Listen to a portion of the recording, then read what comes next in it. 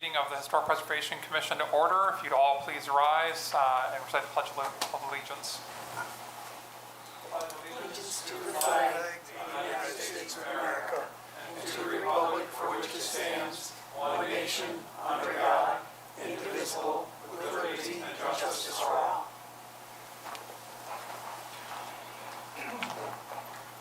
Okay, Historian Merrick, if you could do the roll call.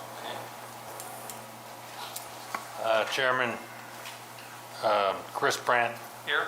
Vice Chairman Mark Johns, Bruce Dumbold, Here. Greg Walters, Here. Sarah Corona, Here. Jennifer Ahrens, Here. Ann Himes. Here. Okay, we have a quorum.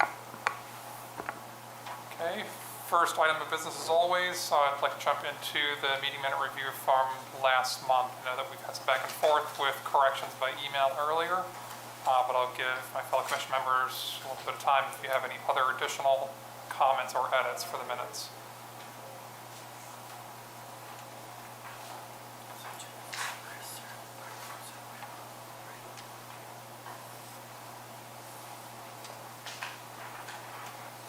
You see the last page that there were two items that didn't go out in the draft that was sent out, and that's the I made the comment about the National Night Out, and then, Chris, you made the comment about Sarah Everson. Yep. I put those on. They didn't go in the draft, I'm sorry.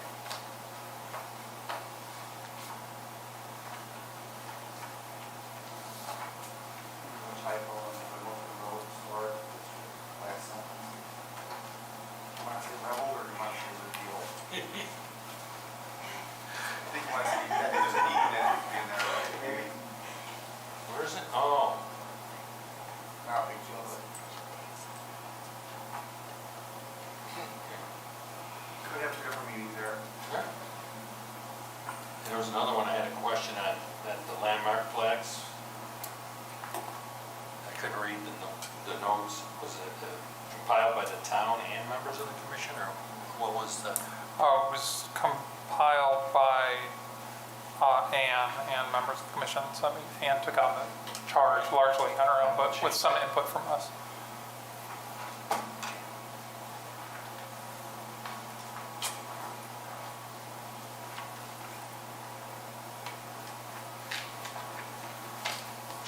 Okay, last call. Okay, can I get a motion to approve the minutes as noted and edited in this meeting? A motion to approve. A second? Okay, all in favor? Aye? All right, great, thank you, everyone. Okay, a couple more items of business till we get to the main attraction. I know we've got members of the public here at tonight's meeting. We do have a section for general public input, but if you're here specifically for the townwide historic resource survey, I encourage you to participate as sort of that part of the agenda. But if there's anyone here that has just general things aside from that that you may want to talk about, you can approach the podium if so compelled. Okay. Moving on, we have no applications for certificates of appropriateness or landmark designation this month. We do have some correspondence. I'll share one piece, and then I know Historian Merrick has a few other pieces of correspondence that we've received this month. As many members of the commission already know, we did receive official correspondence from the New York State Office of Parks, Recreation, and Historic Preservation that the Wimbledon Road Historic District is now officially listed on the National Register of Historic Places. This is the first such historic district in the town of Arundequoit. And I want to personally thank all current commission members as well as former commission members that participated in working on this project. I know it was a big effort on everyone's part to really get this over the finish line. So I think we're very excited. We've heard a lot of excitement from homeowners about this district, and we're hopeful that with the townwide historic resource survey, there may be more historic districts to come in the future. I'll turn it over to Historian Merrick for any other correspondence. We did have a correspondence after our meeting last month. It came in on the 31st, and it was from Labella Associates. And that had to do with they want to do a review of the blacksmith shop and the Pioneer House, the two properties that are on Town Hall campus that are historical and owned by the town. And that's a part of also the review that we had done in the spring, and the Historical Society's involvement with trying to get some of the repairs done. We're just trying to make sure that it's safe for the upcoming season. Then I also, that was on the 31st. Modern technology. On August 14th, we got the notice of the Wimbledon Road District went on the National Registry on August 9th. And on August 22nd, we got basically it's an ad, but it's really right up our alley. It's from Catskill Castings in Bloomville, New York. And that has to do with some signs that they have that are available that meet the requirements of New York State signage. And this is for not only roadsides and markers. I gave a copy to Chris, and I gave a copy to the president of the Historical Society, because this organization or commission and the Historical Society are kind of working together to identify some of the conditions of existing plaques and where new ones need to be put in or repairs need to be made. So that's all I have. Thank you, Greg. And just to clarify, correct me if I'm wrong, I believe Labella Associates, they are the town engineer. And that's why we sort of received the correspondence that they're sort of on their term contract, I guess, assisting the town with assessing potential repairs. Right, they are the engineer for the town, and they just wanted to review parts of that report that we developed earlier this year and distributed it to this Historical Society and to the commission and the town. Thank you. Oh, Are they going to do the structural design of the repair of the framing of the Pioneer House? Is that what they... Right, and one of the things they wanted to look at was the beam, and, oh my, I have spoken. Yeah, they wanted to look at the beam, and they just want to look at some other elements of the report and identify the priority on them. So what they were doing was taking the information that was developed through your help and the commission here and the society and putting it together in the town, either addressing it as approved as is or making alterations so that they can say, well, we think the priority is here. I might want to add also on, it was going to be under public input about, but I think you've got that, is that there's been an interest from the class of 1967, Running High School. They want to do a community activity, and I think there's like 30 people in that class that want to do this, and they're proposing to come in and refinish the exterior of the Pioneer House. It'll be next year. Their involvement would only be in the painting, and so preparing it by sanding or chipping and peeling paint, being scraped off and sanded, and then any wood that needs to be replaced would have to be done before they could do their work. But they're talking about making it a class event, and they're going to challenge, I understand, we've got some time, they want to challenge maybe some other classes to do the work, the scraping and the sanding, but that'll play out as the year goes on. We've got some time, but it was something that was brought up at the Historical Society's Board of Directors meeting yesterday, and I thought I would let you know because there's been communications between this organization and theirs, and it's working well. okay, so that sort of bled over into the liaison report. I assume that was your main report as a liaison? Yep, good enough, Great. thank you. Yep. Excellent. Then our last item before we get to the main event is an update from our committee doing the landmark property owner pamphlet. It's my understanding we sort of arrived at the sort of finalized version here, so we're going to be close to mailing these out to landmark property owners. Everyone should have a copy, and I'll just give everyone a moment to review. If you've got any comments, words of encouragement, or any last minute edits, please feel free to jump in. So I'll give the floor to my fellow commission members, as well as to Sarah, who took the charge on this. I just want to point out, Chris did make a couple changes, like just small changes to the, some of the wording, but otherwise it's what we've all discussed several meetings ago. So the only changes that I made was adding in the pictures, once we talked about in our last meeting that we wanted pictures of Irondequoit-owned properties, and particularly old ones. Yeah, so no major changes since you saw it last. I think it looks great, Sarah. Thank you for, my one thought is just for visual sort of, maybe the picture goes up here, and then maybe we do like a light gray in the background so that your eye sort of transitions. Yeah. I don't know, does anyone have a thought on that?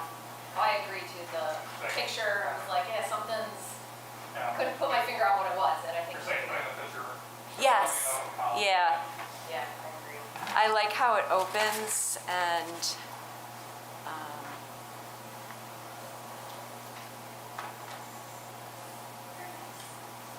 Like you said, but I'll put in as just food for thought. I think it'd be a great thing if we were able to, whether it's like a holder or just pinning it to the board, if we had extra copies of these at town hall, just as sort of informational. Once we get to the point of printing them, it'd be good to print more than just the ones required for mailing to landmark property owners.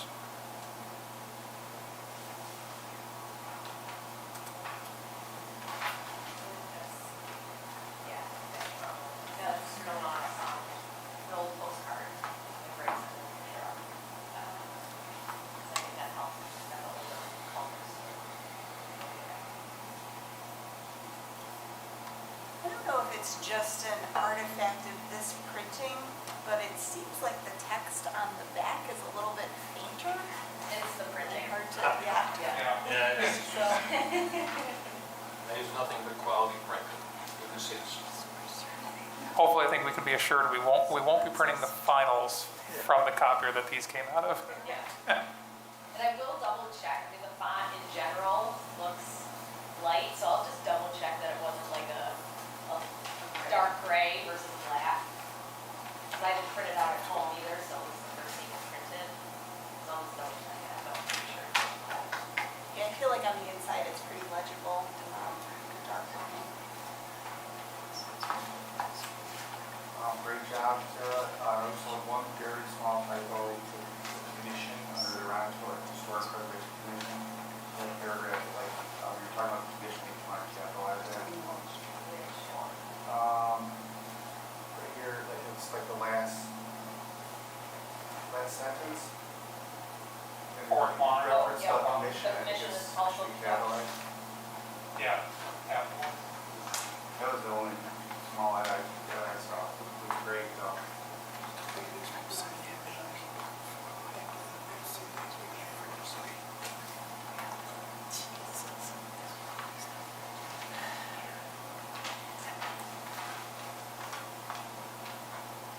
Okay, all good. So I think, yeah, probably just with those little edits, and then we can get the final file, and then see if we can get that printed along with the letters, and get those sent out. Thank you again, Sarah. Okay, so moving on to our final and main item of business for this month's meeting. We have Annie from KTA Preservation Specialists in Buffalo here with us tonight. Due to illness, she wasn't able to attend in person, but that's perfectly fine. So she's coming to us via Zoom, and she's giving a introductory presentation on the reconnaissance level townwide historic resource survey. that KTA is undertaking with the support of the town and the commission. So just double check everyone's got their mics off, and then I will turn it over to Annie.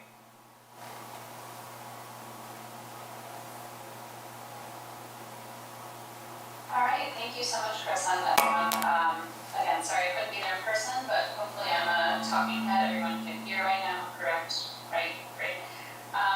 Yeah, so I'm here to essentially communicate what it is our firm, KTA Preservation Specialist, will be doing with and for Irondequoit over the next essentially year. I'll be talking today about the type of project that this is and sort of the implications and benefits that this type of work can have. I'm not going to go into the history of Irondequoit today. Technically, we're in the first month of our year-long contract, so we are not able to present that at this time, but that will be part of what I talk about in terms of how we think about history and how it gets lumped into the document. So to introduce myself to those of you I haven't met, I'm public in the room. My name is Annie Shuntek. As Chris said, I am essentially one half of the managing partners of KTA Preservation, which was founded by Carrie Trainer, the principal who cannot be here today. I am an architectural historian professionally. I have a PhD in it, and essentially I've been working in this for over a decade full-time. So we do lots of different types of projects as a cultural resource management firm. Our reconnaissance level survey that we're doing for this is one of the kind of biggest types of projects we do. And the project we're doing in Irondequoit, this is a very large area, doing the whole town, right? Thousands of parcels. So with that said, I'll get started and we can do questions at the end. First, essentially, what is a reconnaissance level survey? It sounds very kind of intense or military.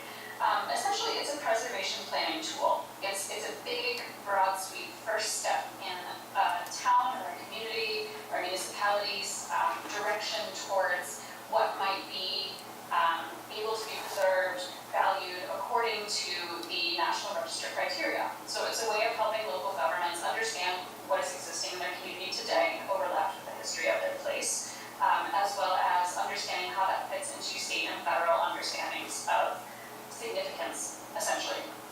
So the end result of this is a really big document, very extensive. There are, in addition to, probably definitely over 100 pages of text, there will be several tables of properties of various forms, photographs, and a database online in a government system called CRIS that I will talk about just very briefly at the end today as well. So I'm showing you, because we haven't completed the work yet, I'm showing you a sample of essentially a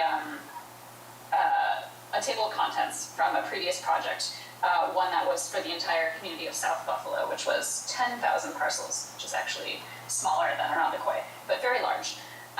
So in this sense, we don't have to go into the history of this town, but I want to show the beginning of this is methodology and project approach, which I'll talk about first, kind of the ways in which we approach how to survey and create a broad stroke understanding of a place through and across time, as well as physical and environmental conditions. And then historic context is a very big portion of this. We create a very large historic context that will trace the area of Irondequoit from before it was called Irondequoit to its emergence, its settlements, its establishment as a town and as a suburb or as an independent community outside of Rochester, into essentially bringing it up to today. It will focus on the area of time up to 1975 or 1980, because that was about 50 years ago.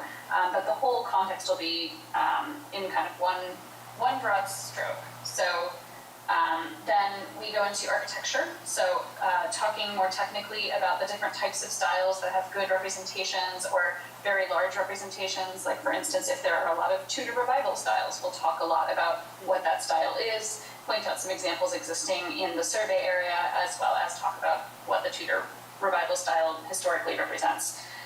We'll talk about, in addition to styles, types of buildings, so commercial buildings, religious buildings, civic, institutional, educational buildings. We will also include historic maps, which are a big part of how we start gathering a historic understanding, as well as recommendations. For instance, if we say certain buildings might be eligible based on our expertise, that will not then list them on the register, but it may determine them to be eligible. So we'll say transfer the eligible ones into local landmarks, for instance, as a good protective tool, or utilize historic tax credits to assist developers, for instance. In addition to a bibliography, the appendix then contains essentially multiple types of tables, organizing the properties that we feature. We will not have a table of every single property in all of Irondequoit, but we will have tables of ones that are already listed or eligible in the National Register, as well as locally landmarked ones, as well as those that we determine could be individually eligible and or districts that we believe could be eligible. And that's where we get a whole kind of large grouping of buildings in that sense. So that's kind of the end product. So I'm sort of starting with the end to show you all that goes into this and why it takes us so darn long to do this. Methodologically, one of the ways we start, so as a historian, I believe history belongs to everyone, and particularly to you, to the community in which we're writing about and understanding from a distance. That being said, I think in our daily lives, everyone encounters history in a very individual way, both in terms of our individual perspectives, but also in terms of, when we think of the history, we think of it at a smaller, more focused scale, right? So like the history of your house, for instance, and who might have lived there and who might have built it and what style it's in. But how do we do a history of an entire town, an entire multiple square mile area, right? You can't go house by house in that sense. You can't go person by person. So it's a different kind of skill set to try and look broadly in that sense. And that's where being an outsider kind of helps in a way, in combination with using the resources and knowledge that you all have in the area as well. So one of the first ways we look is we start looking at maps. We look at all the historic maps we can find, digitally, archivally. A quick search has already brought up maps into the late 1700s that we can then overlay on each other and see, some of the maps identify property owners in the 1850s. Other maps identify details about individual buildings. So no map has everything, right, in either space or time. So in learning how these maps kind of show us details over time and as they change in different types of perspectives, that's where we start to get a sense of overlapping what is there in town today versus what was there and how did that come to be, kind of filling in all the gaps between the past and present to make this a tool for the future. So historic research, 2 words for what becomes months and months of intensive level kind of searching and understanding the history. So we ask ourselves questions. That's sort of where we find our guide in this process, constantly trying to avoid going down a rabbit hole, but also trying to get a sense of kind of a cross-section of who established this town, who was it for, what are the unheard voices of that, who's been marginalized in that history, who were the people who were funding things, who were the workers who were building the houses, what were the major industries, what was the major agriculture. Essentially, why here and how did it become what it is today? So big questions that we use: maps, photographs, newspapers, letters, secondary sources, primary sources, in order to kind of create this richer, multifaceted view. So we ask ourselves all of these questions, and then we start writing historic research and writing up our context with this in mind. So that can happen, sort of in our brains, using archival materials and notes and writing. But the other half of this is on the field, on the ground, in Irondequoit. So we do a series of field investigations, the first of which are a couple of what we call windshield surveys, which means simply driving around. We're doing that over the next month or so. I've already done one of them, over 9 hours of trying to drive every street systematically in Irondequoit, looking at every building. Again, broad sweep, but getting a sense of which buildings stand out based on our expertise and our experience as potentially eligible and worth looking into more, either historically or physically.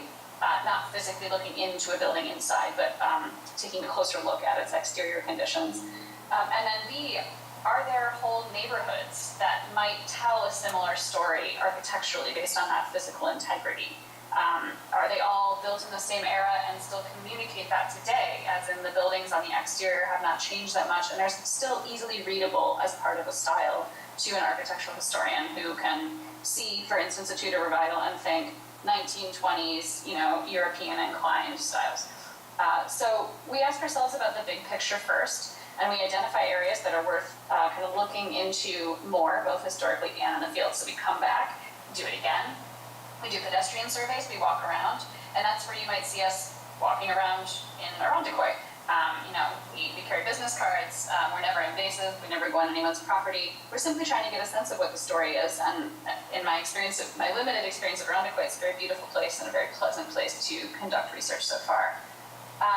We look also at districts in terms of, again, continuity visually as well as continuity historically. Can I go in a block today and see that that is clearly designed as a subdivision by the same real estate developer at the same time? Do the houses have similar setbacks? Are they of a similar type? Or is it a farmhouse that's clearly from the 1800s next to 1950s buildings? There's a different story there too. So we basically constantly go back and forth between fieldwork and existing conditions and understanding historic research. One points us towards the other, back and forth. So we might see something in the field and say, oh, we need to know a little bit more about this. We need to take a deeper dive into this street. What's the real story of this at a closer level than we would normally do at a broad sweep? So the questions we ask there on the right are kind of, some of them are physical, like what are they made of? Do they still look the way that they would have looked in the 1910s or the 1850s? How can we tell? Or have they been changed so much that while we might know it, those changes make them no longer potentially eligible? So we are doing all of this under the understanding of criteria, which is a state and federal interpretation since the 1960s of the National Register, essentially, which is a federal program that many of you know, which has 4 basic kinds of criteria, each of which serve as sort of an umbrella of other options. So you can be eligible, a building can be, or a district can be eligible by A, B, C, or D. The ones we use most often are A and C. C is the architecture itself. The building basically stands alone as a great example of style, where it was built by a really important architect, or it's a very unique form of construction. And we're talking nationwide. A is essentially social history. It can be an event such as a settlement pattern or the establishment of an agricultural community. It tends to be, it can deal with ethnic history or Native American history, as well as the history of marginalized peoples. Sometimes it's, for instance, like a social club. That might be a social history as well. So D is typically archaeology. That's, for us, the no-brainers are, we see a cemetery and we think, okay, that's probably eligible for archaeology. Cemeteries are almost always criterion D. Criterion B is applicable sometimes. That is essentially George Washington slept here, right? Or Susan B. Anthony lived here. So a person who is nationally recognized as important had something to do with the building. So those are the criteria that we have in mind. Those are vastly oversimplified, but those are the ones that we're trying to apply when we're looking to determine, okay, what might be eligible, what might be significant. So then, is there enough left in the building to convey historic meaning? Is it intact? Does it look like it has been associated with that history, or has it been changed substantially? Multiple additions, all the windows are glazed, something like that. We develop a methodology specific to each place and each time and each context, so there isn't a one answer sort of stroke for that. But I will talk more about that once we have actually determined what might be significant in Irondequoit. So we do all those things based on a combination of fieldwork and historic context, and we apply them to both individual buildings, standing alone, and to historic districts. And in historic districts, we try to really determine strong boundaries. So I'll get to that in a minute. For the National Register, it just has to have one or more of those criteria I just talked about. And I'll get into just a little bit, kind of an intro of what it means to be National Register listed or eligible versus local landmark listed or eligible. So National Register, that word can be kind of scary to people. They suddenly think they can't do anything to their own building or their own house, and that's not true. So it's mostly honorific. you can demolish a National Register listed building as long as no dollars of state or federal funding or licensure touches it. So it is not a standalone be-all end-all protection. However, the larger the building, the more likely state or federal funding is involved in some way, so it does protect a lot of buildings from demolitions. It also means that there is a voluntary financial opportunity. If a building is National Register listed, it can be eligible for using historic rehabilitation tax credits. So I'll talk a little bit about what that process is like as well. As we are mapping all these areas, at KTA, one of our mapping methodologies is to, if there's an area that is, we know there's a district in there somewhere, that there's a potential district, and we're not finding the original subdivision plat maps, for instance, and we don't know how to strongly define the boundary of a district, we will do something called color coding, devising our own system that we've worked with SHPO and the National Park Service. SHPO is the State Historic Preservation Office, to do this often in many projects. So we'll kind of like a stoplight system, green, yellow, red, blue for us indicates it's already been listed. Green means, yeah, we think if this were in a district, it would be eligible. It would be what's known as contributing. Yellow, maybe it's not built at the same time as the rest. Maybe it's a vacant lot. Maybe it's just been changed too much over time to be what might be a wonderful house and a wonderful purchase, but doesn't really contribute to the story that the rest of the neighborhood tells. So this is how we zone in on districts to create districts, which then have more potential to qualify people for using those tax credits. So a National Register district means essentially it's a contiguous, significant concentration of historic properties. As just mentioned in this meeting, congratulations on the Wimbledon Road Historic District. You first officially listed National Register District in Irondequoit. They take a lot of work, and they are a great tool. Not only do you get that honor, but now everyone in that district may be eligible to use those historic tax credits to rehabilitate their houses, and I can talk a little bit about that.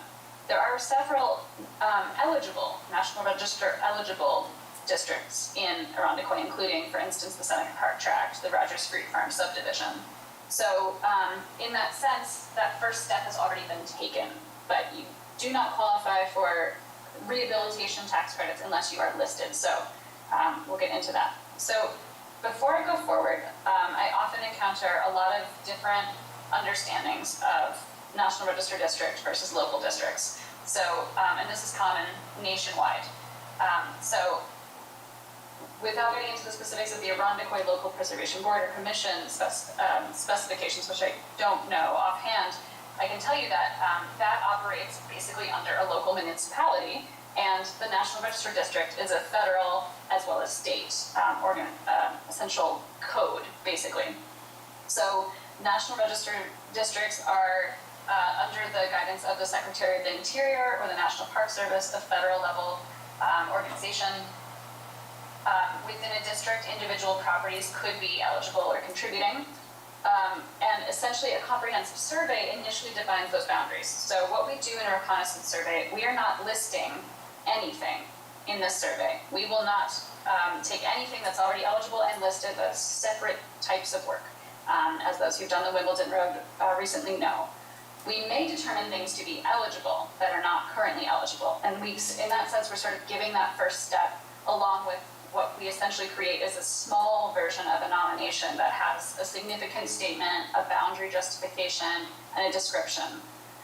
So with the National Register listing, down the road, potentially, maybe, that means that there's an opportunity for state and federal tax incentives to property owners. They are voluntary. So those in the Wimbledon Road Historic District can voluntarily choose to go after those tax credits now. A local district is up to the local board, wherever it is, Irondequoit in this case. So the local districts comply with local preservation code, their city code, their municipality. And often, although not always, local boards are stricter than the state and federal standards, which is sort of not how we're always used to thinking. Often it's stricter. In Buffalo, I'll speak to Buffalo, neutral ground for Irondequoit. It is much stricter to have something locally landmarked than National Register landmarked. Meaning, it's not that the processes of getting there are that different, although they can be, but essentially what it means is that the process of If one has a house in a local district, that is when they may not be able to paint it a different color.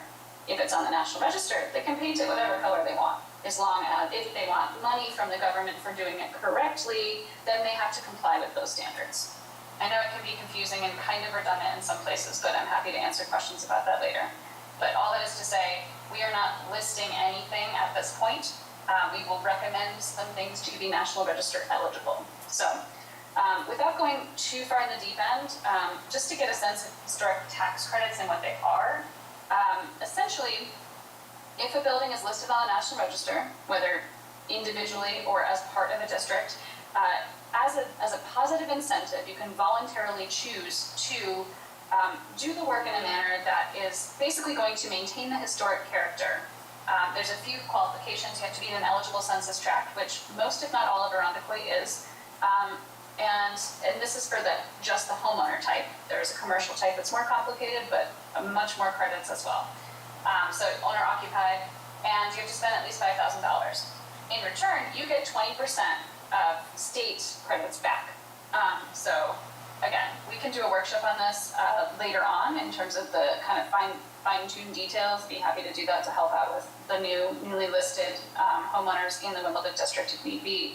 However, basically, the rule is if a giant came and shook your house, anything that does not fall out would qualify as an expense that you could then get that credit back. So roofs, plumbing, painting, cabinetry, not appliances, but cabinetry, no landscaping because it's not considered part of the house, and no furniture, but essentially electrical, major things, new kitchens, for instance, new doors. You can either repair your historic windows, or if you can demonstrate that they are truly, truly bad, you can replace them in certain ways. So it is meant to be relatively flexible. Its goal is acknowledging that essentially the government knows that historic homes are expensive to fix. And the idea is that this tax credit is designed to help offset the costs and incentivize fixing them in a way that maintains that historic value and character. Right? So basically the way to do it, it's a 2 to 3 part process. You have a plan of what you want to do, and before you do anything, you take photographs of the existing conditions.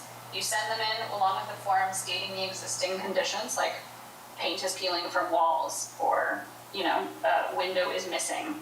And then you're telling them your plan for what you want to do and the estimated costs. You don't have to show receipts unless you're audited, which never has one of my clients been audited.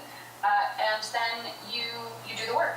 They approve it, you do the work, and then afterwards you show them pictures, basically the after, and you say, here's what it costs total, something around, sometimes there's unseen expenses, and they give you an approval letter, and you get 20% of your tax credits for the federal, or for the state in homeowners. For federal, for commercial, you get both federal and state, so it's a really big incentive to reuse commercial buildings as well. So I don't want to go too far down that rabbit hole, but just letting you know, because some people think National Register eligibility leads to listing, which leads to tax credits. This is a voluntary program. If you want to take your historic National Register listed home and you want to take out all those beautiful old windows and put in new vinyl windows or something wacky, you can do it by state and federal standards, but they're not going to give you money to help. Whatever the local board would say, that's up to the local board. So this is just a snapshot of the type of sheet. It's meant to be quite easy. It's for homeowners. The commercial tax credits are more complicated, but very doable, particularly with a consultant. So that's essentially what that process is. Now, we are not going to be directly listing anything, so none of this would be applicable for the work that we're doing. But what we do with this is essentially a preservation planning tool. So how can you know what goes on the National Register, what could be listed, what could utilize these tax credits? How do you know if there is support from the community?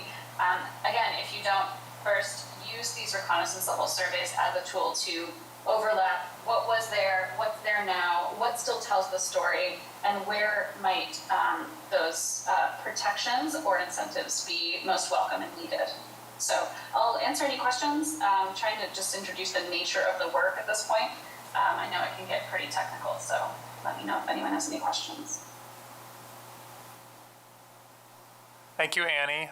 So I'll open the floor maybe first if there's any quick questions from commission members, and then we'll turn it over to members of the public. So I'll let my fellow commission members, if you have any burning questions, feel free to ask away.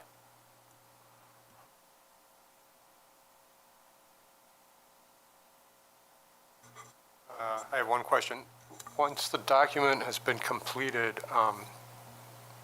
is there a procedure to update that, like 10 years down the road? How does that work? Yeah, technically it is a little trapped in time in that sense because it was written and it's a written document, but we do write it up to and we do survey every building that is at least 50 years old. So that's up to 1975, essentially. We often give kind of a 5-year buffer, so it'd be up to 1980. Often these, not often actually, but sometimes these documents get added. It would be a separate project, potentially a separate client. I imagine that you would probably go about it as a municipality the same way that you went about setting up this survey. You'd put out an RFP and get a consultant. You'd really define what areas you'd like to update in particular, because the historic context might still be pretty solid, but often we have new ways of looking at history. Maybe you want an addendum of focusing on a particular type of history that's not in there. More likely it would be the fieldwork that you'd want to be updating because say buildings in 2010 are now 50 years old. It's 2060, so you might focus the survey efforts solely on the ones that we did not. So I imagine that updating it would be a much smaller form of project, smaller budget, more focused kind of RFP in that way. I will say, because this process, because the legislation that created all of these different types of projects was created in the 1960s, we haven't seen many, if any, calls for updating a reconnaissance survey ever, because only now are they becoming old enough and people are interested enough in sort of adding. We are, however, updating a National Register nomination for the first time for the entire Olmsted Park system in Buffalo, for instance, which that nomination is itself 50 years old and could qualify for the National Register. So that has happened, but it certainly, there's nothing to say that you can't do it in the future, for sure.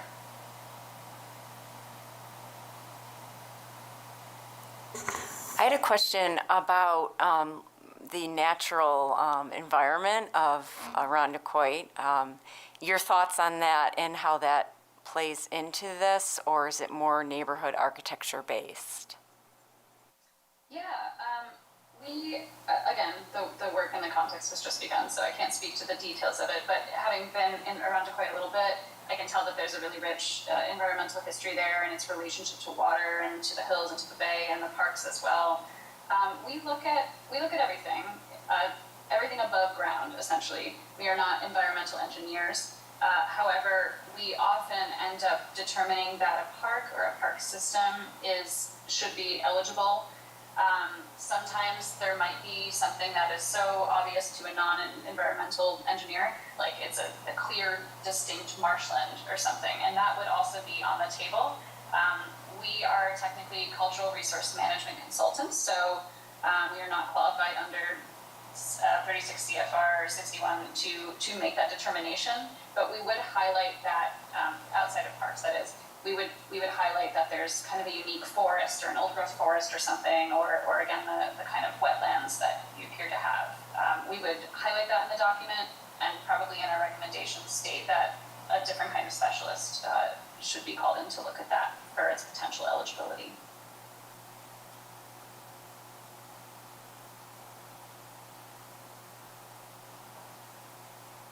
Okay, so I'll invite members of the public. If you've got questions you'd like to give to Annie, you just approach the podium, and then just for standard procedure here for commission meeting, if you could state your name for the record.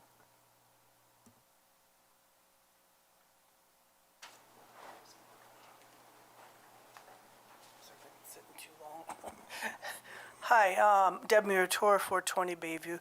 Just to, build on what you said, Seneca Park is Frederick Olmsted Law's design park. I mean, would something like that be part of it, I mean, you were talking about people like Susan B. Anthony. Yeah, absolutely. I mean, those were just examples off the top of my head, but Olmsted Parks are nominated nationwide, really, and there's many in Western New York. I know that Rochester has multiple property nominations for their parks and park system that perhaps Arundequoit could even kind of jump ahead and qualify as part of, which would be an easier path to eligibility. It's very likely if the park still reads today as an Olmsted Park, or if we have a strong history of its evolution over time, that we would determine that to be eligible. Again, I'm saying that theoretically. I haven't taken a close look at it on the ground yet, but that's exactly the type of example that, based on the previous question, we do look at cultural landscapes as well. We've done several cultural landscape reports, and they're designed, even though Olmsted Parks are meant to kind of feel naturalistic, they're very designed. It's landscape architecture. So landscape architecture is its own criteria for National Register that we apply all the time. Great, thank you very much. The relationship of the neighborhood around a park, because Olmsted often either directly or indirectly design subdivisions in relation to a park. So if that's evident there now still too, those are often kind of those are the stepping stones that we take when we see that in the field and in the history.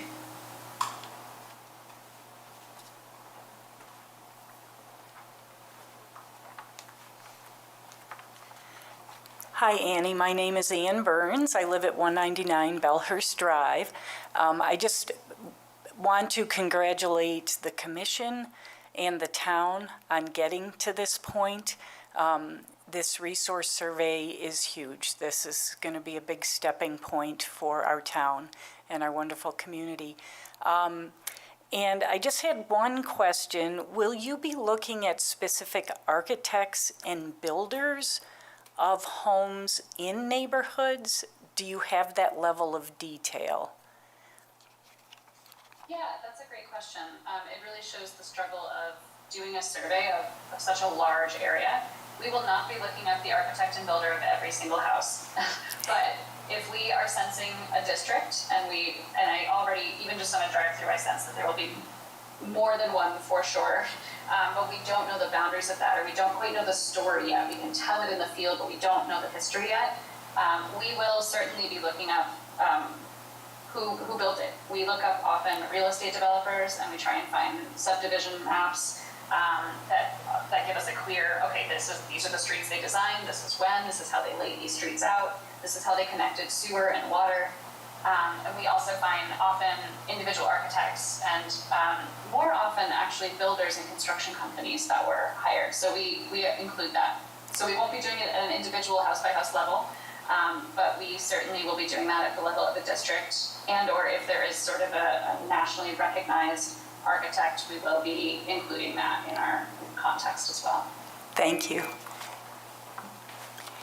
Annie, because I was involved with the interview process, and I'm glad you were selected. I appreciate you going through the whole experience. Can you explain to the commission and to the public, like, what you see the interaction of us being, and what part the public, is going to, or what part us as volunteers were you going to cover that tonight? Yes, thank you for reminding me of that. There was actually a slide that I meant to point out.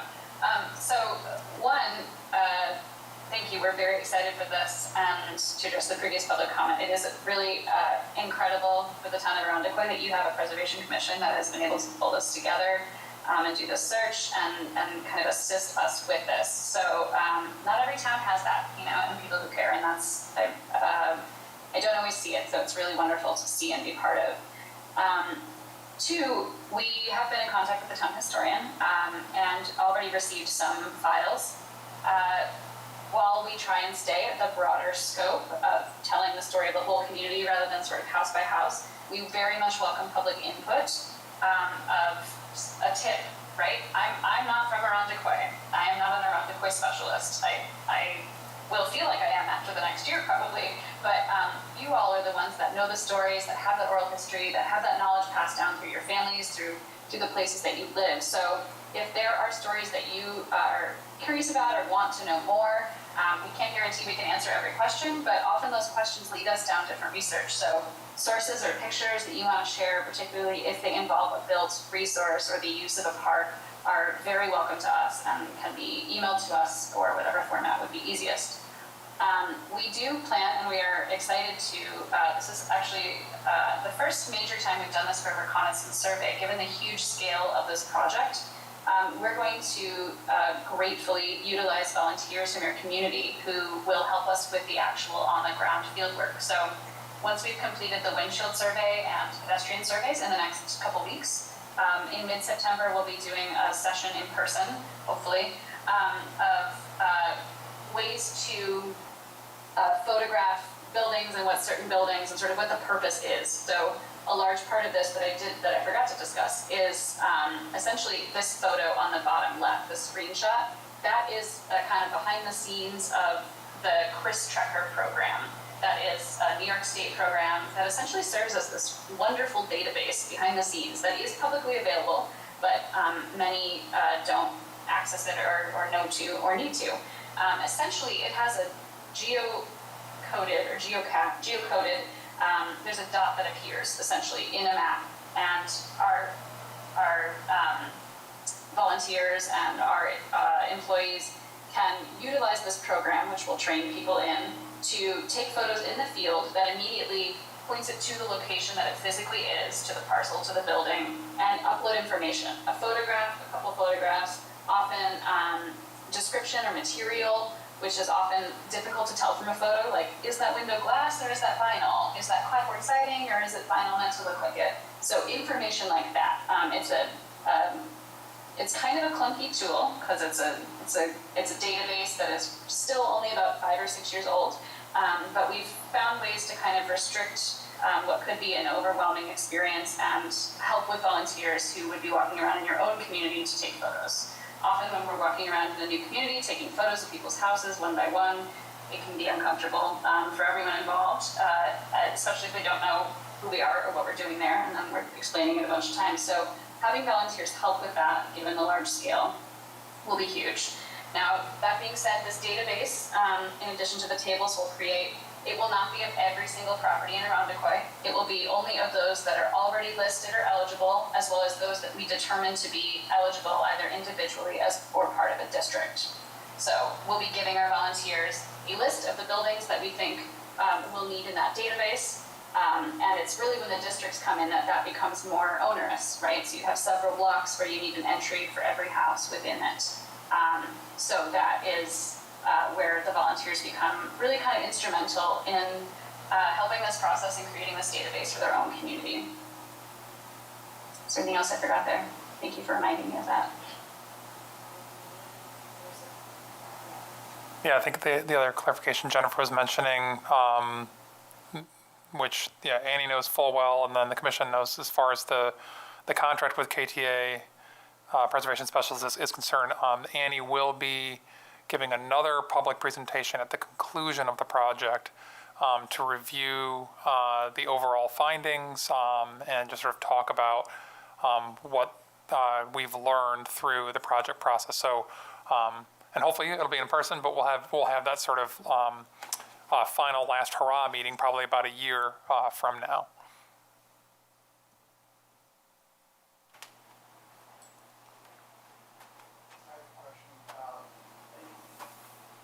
Are you going to be trying to track of they aren't really political boundaries, but they're more neighborhood boundaries? For instance, Somerville, that's like they call Tent City. That's White City that's down by the lake where it used to be cottages. The story is it was cottages that were originally set up with were white tents, and it was like where people came down the trolley from the city and we come into by the lake. And I think they had a small, it used to be like, it was a small government that was there, probably like a neighborhood government, but they had molded into Irondequoit years later. But there's a lot of different stories about that. There's the Flats, we call it, that's down by the river.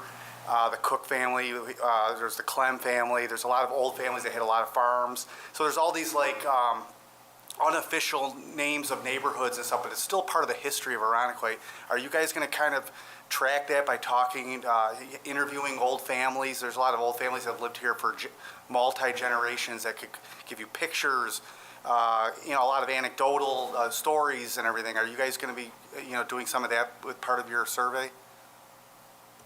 Yeah, I don't think we will, so we're not going to draw a map of these neighborhoods or informal neighborhoods, because every time you try and draw a neighborhood boundary, they're like, oh no, I'm in this one, not this one.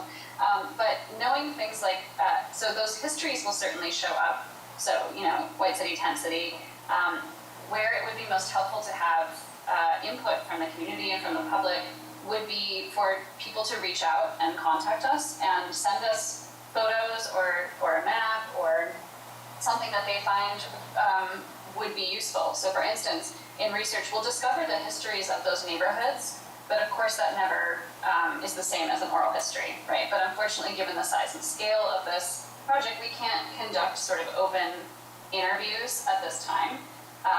That's a whole other set of required federal qualifications. But what we can do is they can connect to us through email, or we could set up a phone call. If there's someone who really wants to share their story, we're the people to listen, right? Because we'll find these official names and we'll find these official stories, but what we won't find as easily will be those kind of unofficial names. And by unofficial, I mean like local colloquial ways of referring to a place over time. Those are things that are not often recorded. So we would be happy to do that. So while we aren't going to formally kind of conduct an open house about that, part of us meeting with the public in this way and also with the volunteers is to connect with people who have that kind of information to sort of tell us something that's not in the archives, right? So tell us those different names, tell us those personal stories, because it's one of the biggest challenges as a historian to kind of give voices to those that have not been written down, right? So given the scale and timing and budget of this project, I won't say that we're going to kind of knock on every door and ask everyone their stories, but we would love if at a volunteer basis people would contact us. Primarily through email would be easiest for us, and then if email's uncomfortable, we can set up ways to talk on the phone or whatever, or in person when we're there for field work. That's where the volunteers will really come in. And I always appreciate being in a community that cares that much about sharing those stories. That always bodes very well. Yeah, So we'll do our best to incorporate it. Yeah, I would be glad to help you with volunteering, getting you in touch with some of these families, especially for photos. Older neighborhoods and the turn of the century photos and everything. I can help you with that. That'd be great. Thank you. Yep. Yeah, I'm hoping after this meeting, people will contact us through our email. I know the commission already has it, but that would be great. It gives us plenty of time to kind of sort and sift and communicate in that way.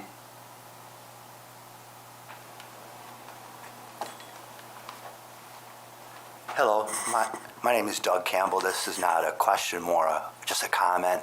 I live at 201 Belmead Road, and I am here representing Irondequoit United Church of Christ, which is at 644 Titus Avenue.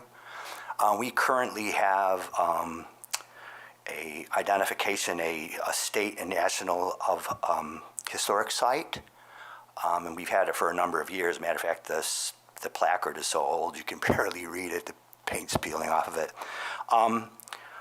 Our property is made up of 3 different structures.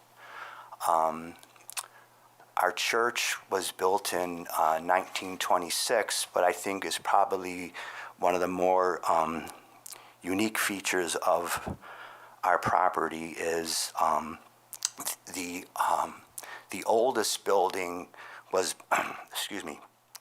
erected in 1884, and it was the Women's Christian Temperance Union building, which burned down, and it was rebuilt in 1910. So I didn't know, how much the committee had. I'm sure you probably have heard these things before. I just wanted to make sure that that was remembered in your survey. Thank you. Yeah, thank you, and congratulations. I do remember encountering the I believe it's listed and not eligible. So for every property that's listed, or every district, either way. There is already a National Register nomination on file, and that serves as a really good starting point for us to kind of dive deeper into those already highlighted places. We look at the sources they use, we look at the story that's told, even if the story itself is quite old, right? If it was listed in the 70s or 80s when there was a big wave of doing that nationwide, it's a good starting point for us. So those will, buildings that are already listed or eligible will appear in their own table and will be highlighted in the text along with in the historic context as well. And remember, you're eligible for tax credits too.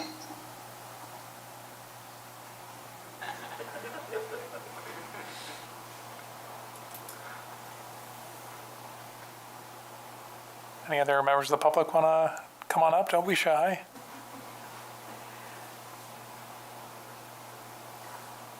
Okay, I'll give my commission members one last chance. Have you got any further questions for Annie?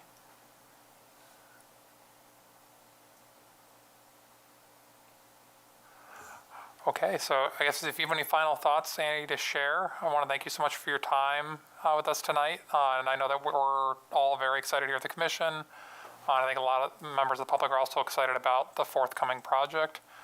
We look forward to collaborating with you here throughout the year. And I know all of us will be at the training in September with you. Great. Yeah, I look forward to it. Thank you so much. And the commission has my email. I'm sorry I didn't put it on the screen, but if anyone wants to contact me with any historic info or questions, any kind of communication at all is welcome via email. So thank you so much. I appreciate it. Look forward to being around Decoy again soon. Awesome. Thank you, Annie.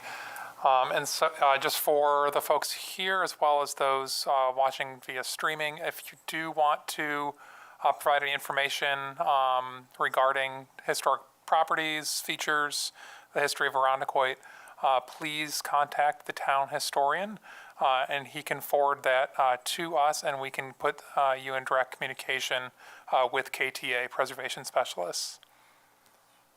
Okay, so I will, I guess, maybe open it for good and welfare for the commission members if there's anything you're burning to talk about. Otherwise, I'll entertain a motion to adjourn. Anyone want to make a motion to adjourn at 8:32? A motion to adjourn? Get a second? Second. All in favor? Aye. Meeting adjourned. Thank you, everyone. Thank you again, Annie.